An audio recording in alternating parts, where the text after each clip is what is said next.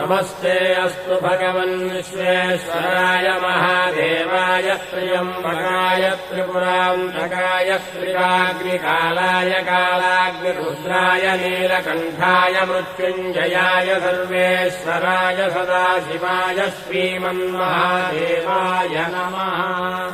नमो हिरण्यवाहवे सेनान्ये दिशाञ्च पतये नमो नमो वृक्षेभ्यो हरिकेशेभ्यः पशूनाम् पतये नमो नमः सस्मिञ्जराय श्रीमते पथीनाम् पतये नमो नमो बभ्रुजाय विव्याधिनेन्नानाम् पतये नमो नमो हरिकेशायोपवीतिने पुष्टानाम् पतये नमो नमो भवस्येत्यै जगताम् पतये नमो नमो रुद्राय कामिने क्षेत्राणाम् पतये नमो नमः सूताय हन्त्याय वनानाम् पतये नमो